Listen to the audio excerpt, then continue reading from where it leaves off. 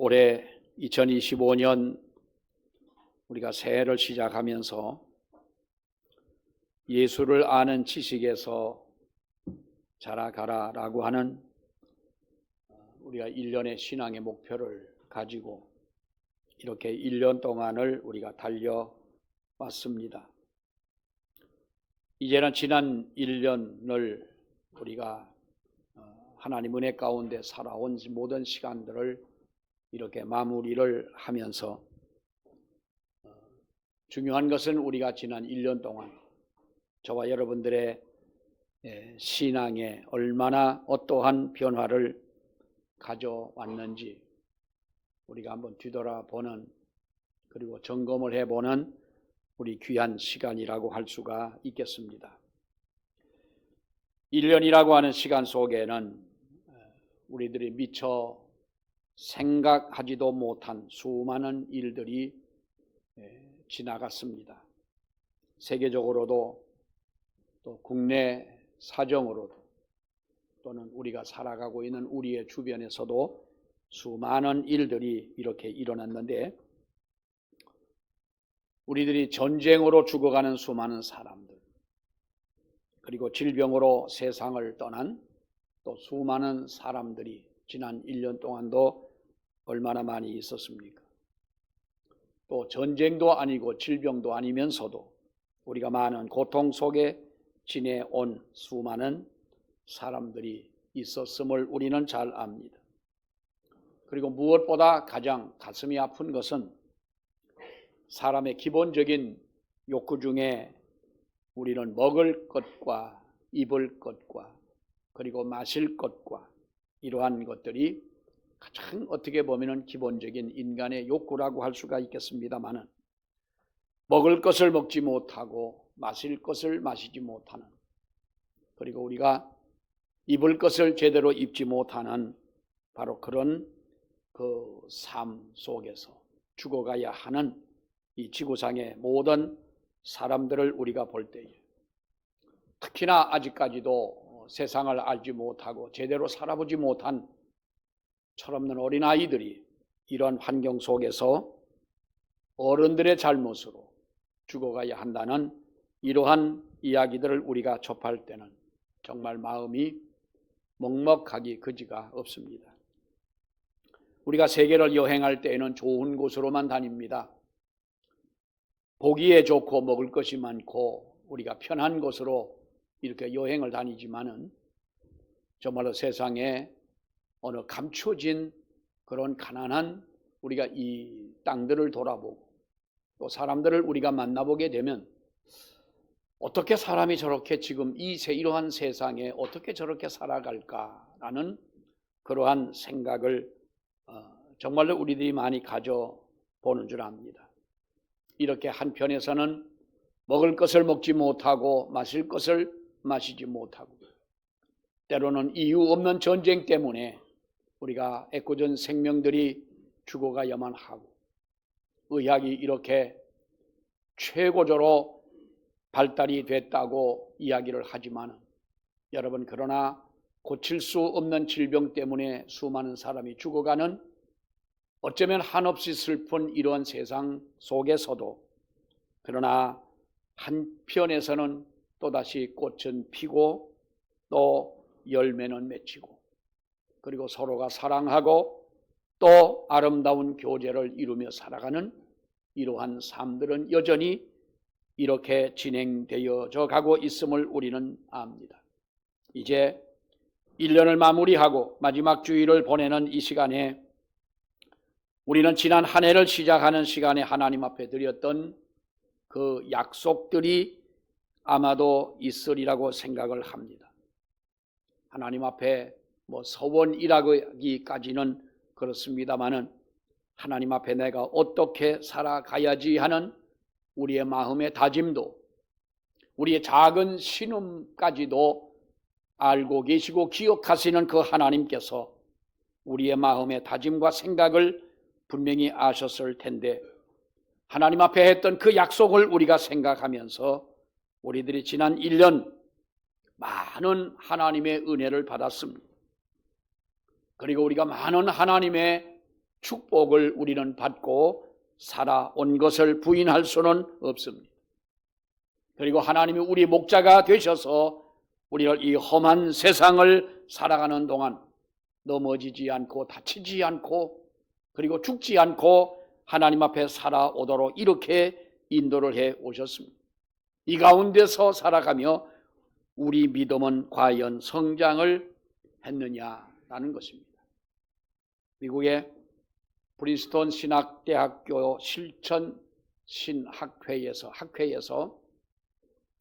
미국의 30대의 기업인들, 30대의 사업을 하면서 크리스찬인 바로 이런 사람들에게 신앙 성장에 대한 설문조사를 한 적이 있었습니다.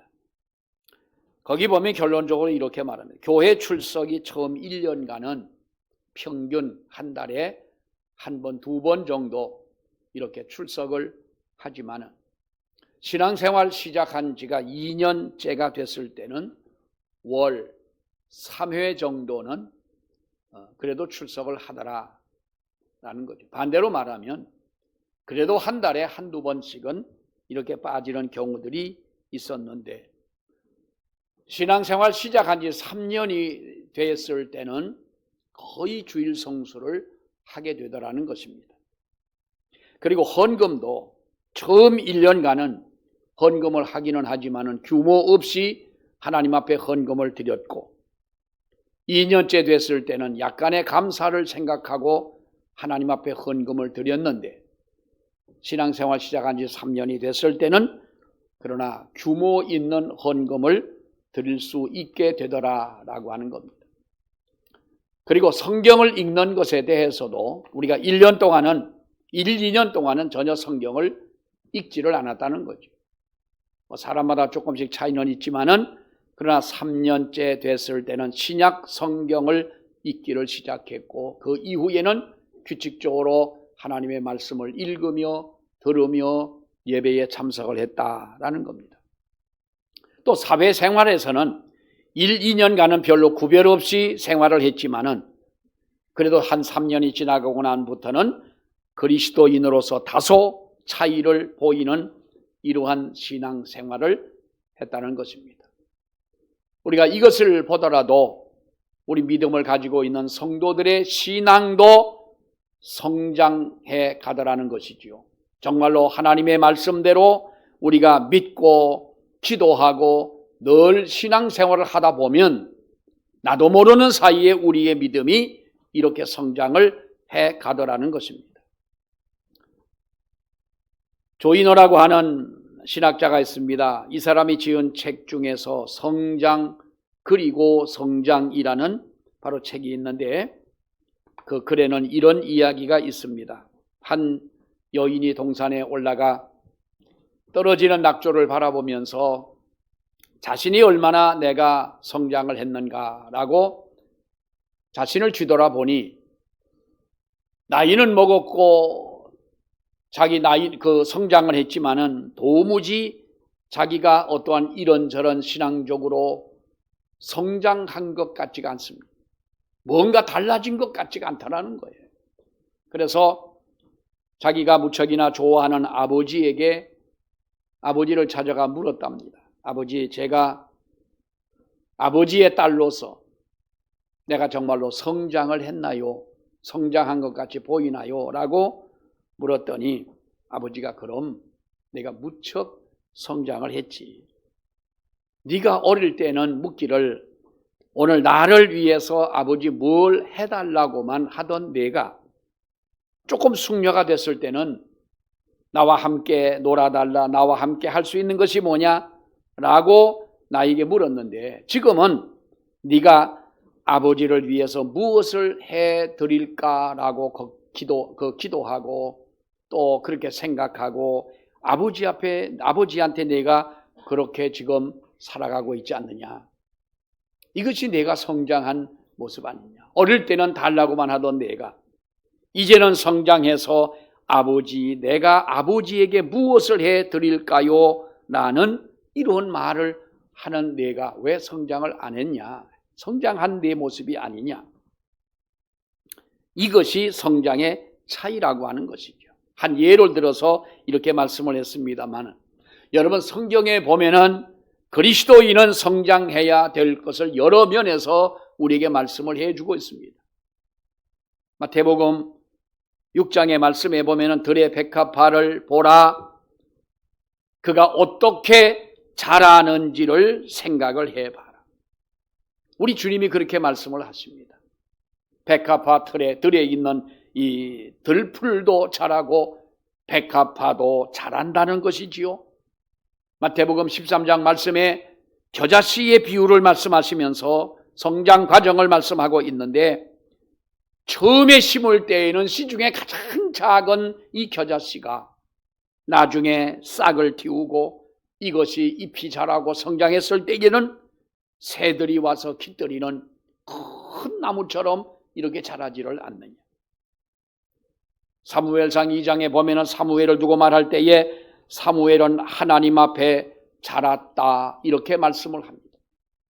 그는 육신에 자란 것만 가지고 말씀한 것이 아니라 사무엘은 육신도 성장했지만은 그러나 그는 영적으로 바로 성장한 사람이었다.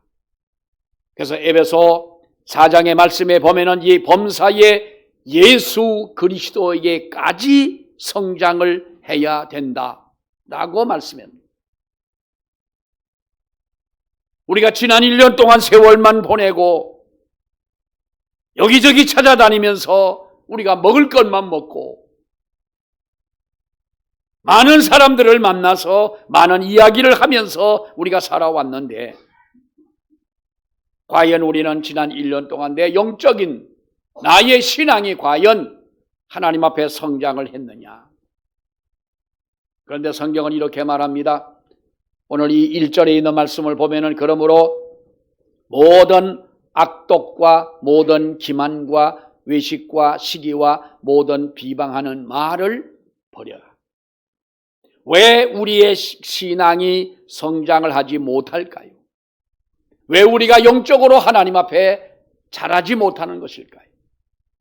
바로 이 이유를 오늘 1절에 있는 말씀에 이렇게 말합니다. 이것을 버려야 된다. 다시 말하면 이것은 우리의 신앙의 성장을 방해하는 요소가 된다는 말입니다. 그 첫째가 뭡니까? 여러분, 악독을 버려라 그랬습니다. 타락성을, 도덕적인 타락성을 말합니다만은, 이것 악독이라고 하는 것은 일반적으로 나쁜 버릇을 말하는 거예요. 악습을 가리키는 말씀입니다. 다시 말하면 습관이 되어버린 나쁜 버릇 때문에 우리가 영적으로 성장을 하지 못한다는 것입니다. 우리 사람들은 사람들마다 저마다의 어떠한 버릇이 있습니다. 습관이 있습니다. 어떤 사람은 술을 때문에 영적으로 성장하지 못하는 사람들이 있습니다. 어떤 사람은 예수를 믿으면서도 도박을 끊지 못하는 사람들도 여러분 종종 있습니다. 끝내 영적으로 성장하지 못하는 사람.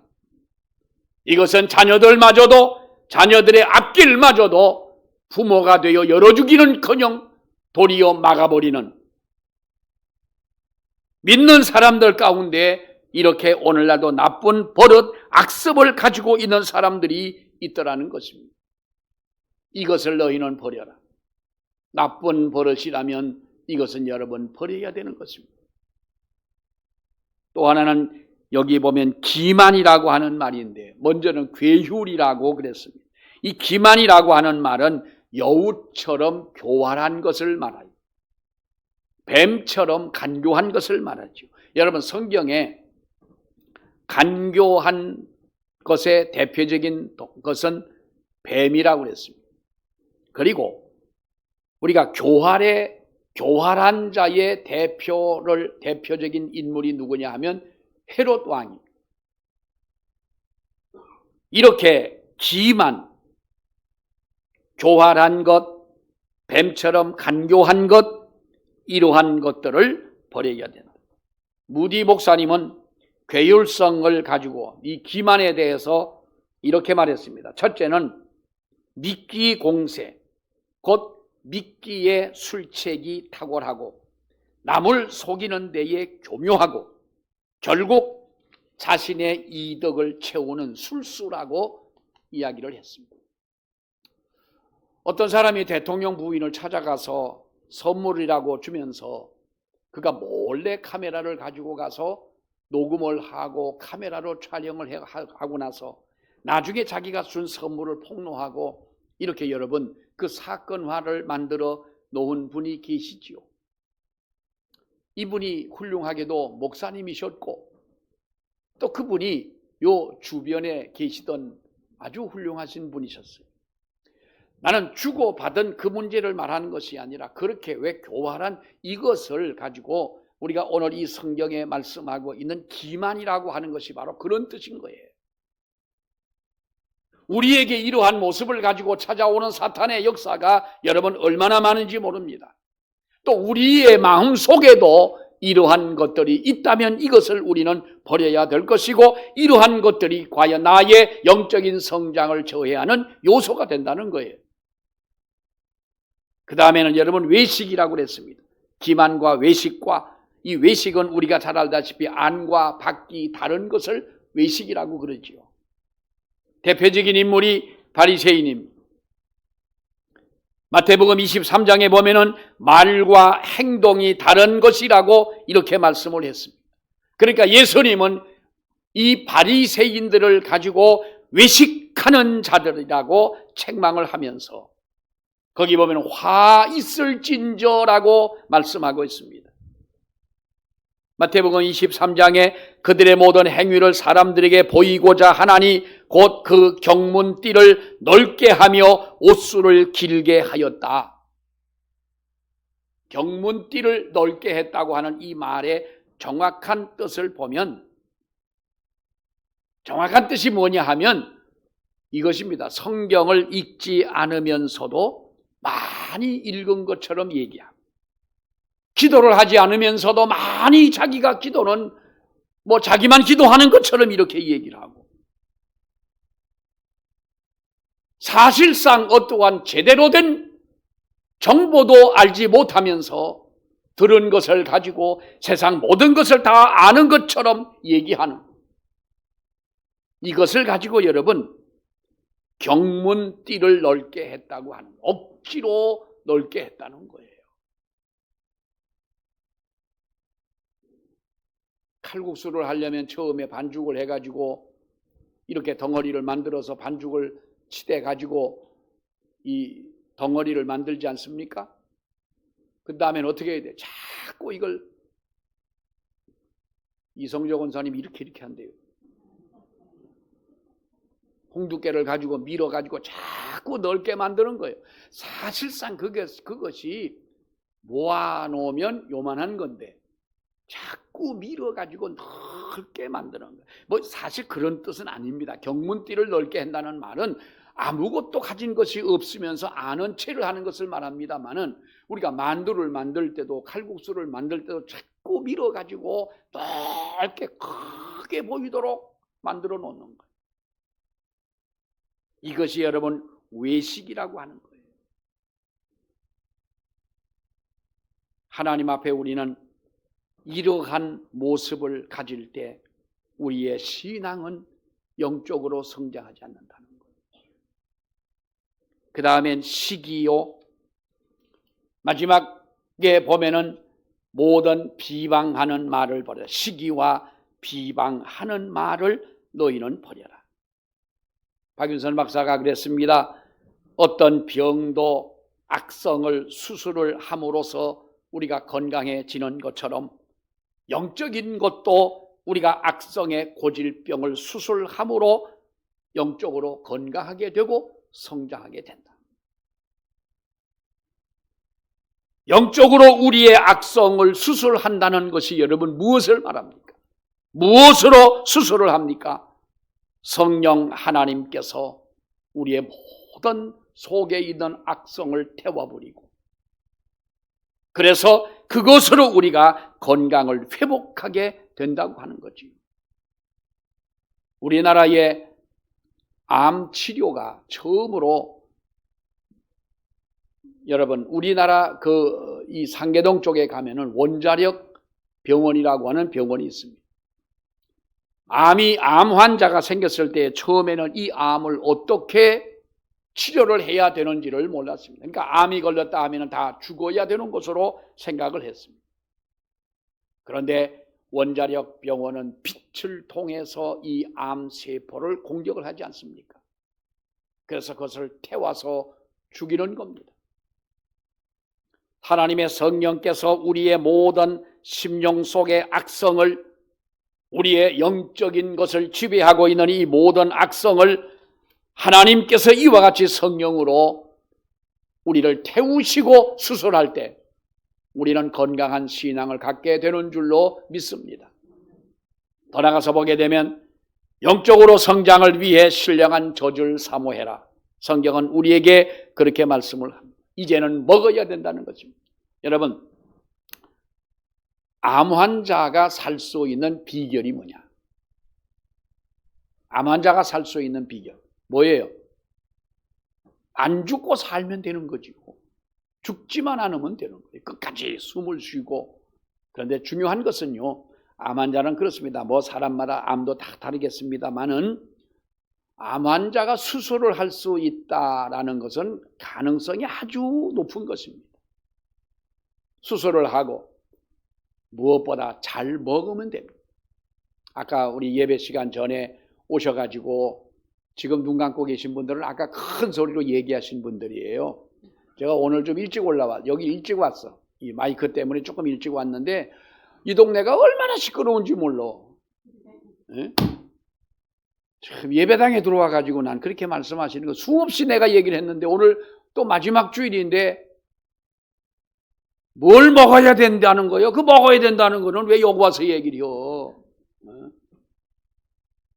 그렇게 하지 말라고 해도 다음부터는 안내하는 안내원을 세워가지고 완장을 차고 안내를 하시면서 큰 소리로 얘기하는 분들에게는 파스를 붙여드리겠습니다. 그러시면 안 돼요. 예배당에 오시면 조용하고 남도 생각해야지. 와서 엎드려 기도하는 분도 생각하고 경건한 마음을 가지고. 근데 먹어야 된다는 말은 맞긴 맞아. 우리가 잘 먹으면 되는 거예요.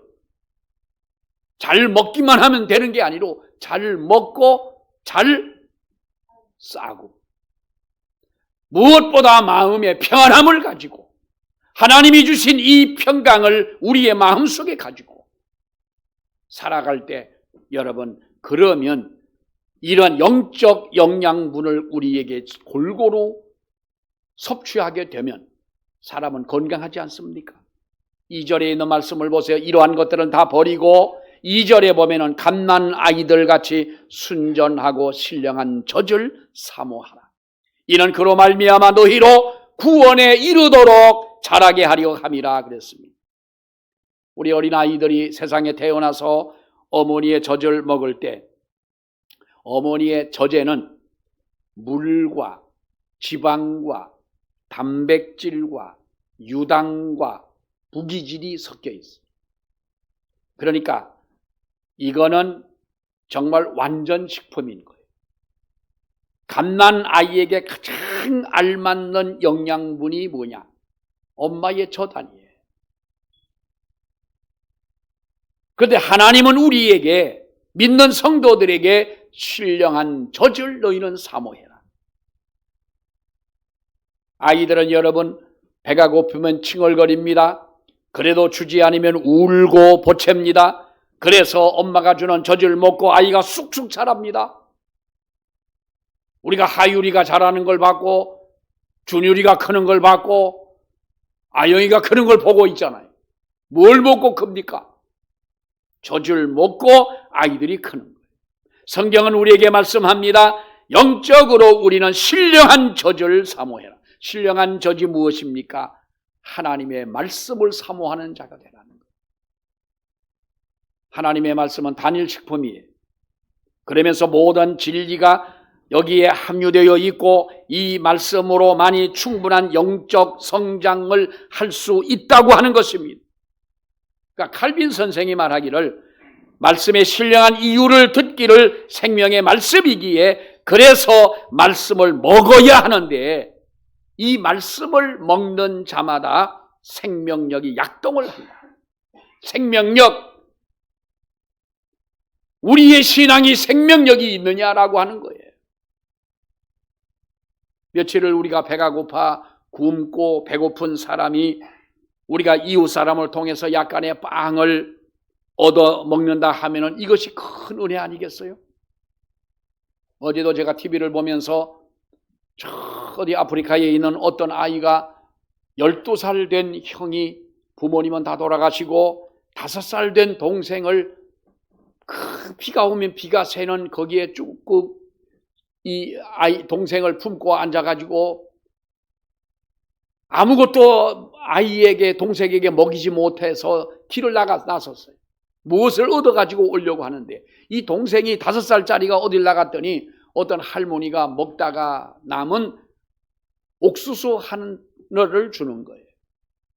그러니까 이건 삶은 것도 아니고 구운 것도 아니에요. 생으로 된 딱딱한 옥수수를 줬어요.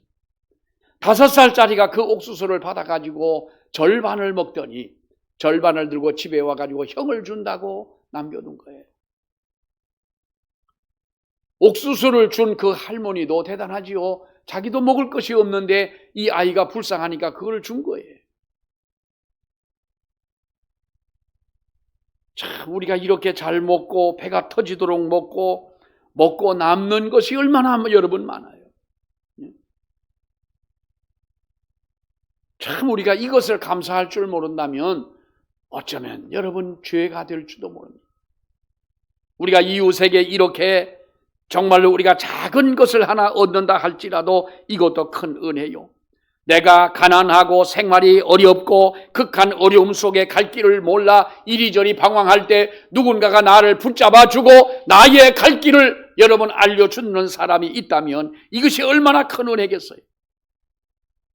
성경은 말하기를 하나님의 말씀은 의요 진리이고 우리를 인도하시는 하나님의 말씀입니다. 그렇기 때문에 너희는 이 저절 사모하라고 성경은 여러분 말씀하고 있지 않습니까?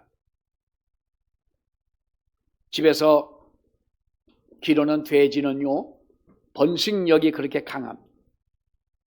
새끼를 많이 낳는데 어떤 돼지는 자기의 그 유두보다도 새끼 수가 더 많은 거예요. 그러니까 돼지는 자기가 먹는 젖꼭지만 빤다고 그럽니다만은 그러니까 이 유두보다도 새끼가 더 많은 경우가 있어서 돼지 새끼들이 자랄 때는 먹는 것 때문에 치열한 거예요. 열심히 젖을 먹고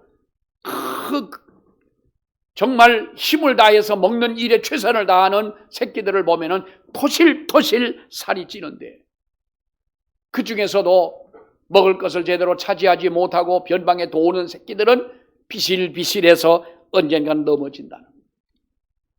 시편 기자가 119편 말씀에 여러분 뭐라고 말씀하고 있습니까? 내가 재물을 즐거워함같이 주의 말씀을 즐거워하였나이다.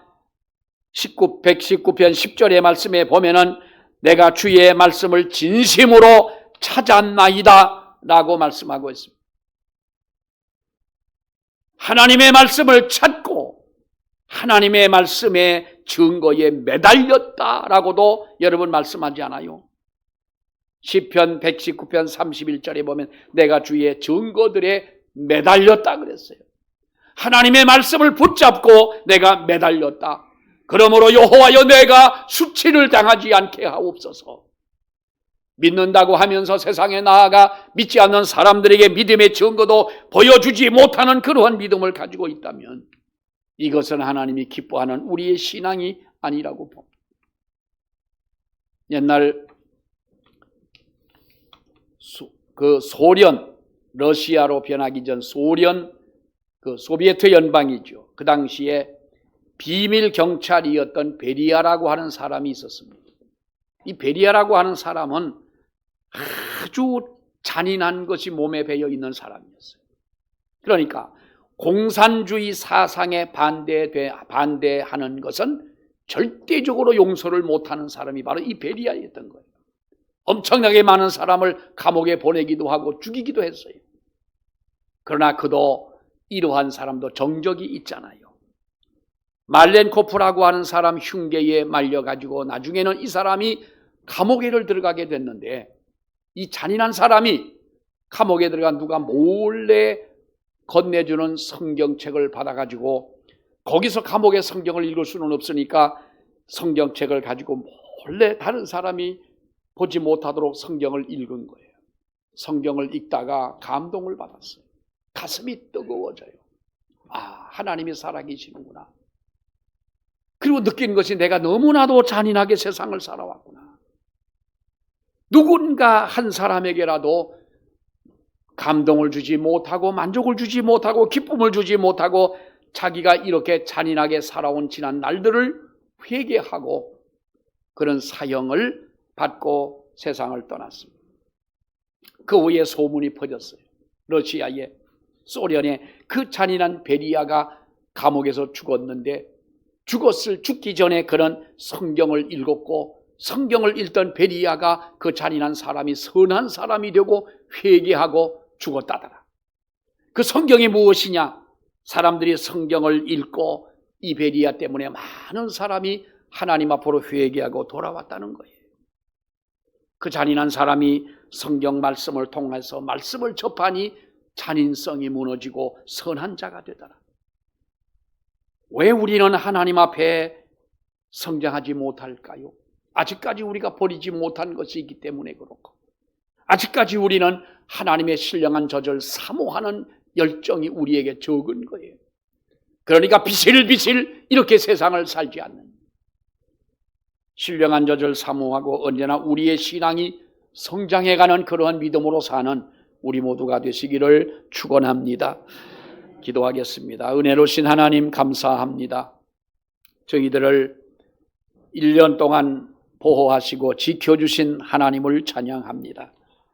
뒤돌아보면 우리의 신앙이 시작하던 1월보다는 더 성장된 믿음을 가지고 있어야 되지만, 때로는 시험에 들고, 때로는 넘어지고, 때로는 마음의 상처를 받고, 때로는 우리 마음속에 갖지 말아야 할 것들이 가득한 그런 마음으로 지금까지 저희들 살아왔음을 고백합니다. 이러한 모든 것들을 버리고 이제는 신령한 젖을 사모하라고 말씀하신 하나님의 귀한 말씀을 들으며 이 한 해를 보내고 이제 또한 새해를 맞이하고자 합니다. 주여 우리를 긍휼히 여기시고 붙잡아 주시기를 원하며 하나님 나라에 서는 그날까지 건강한 믿음으로 성장하는 믿음으로 나아가는 우리 모두가 되게 하시옵소서.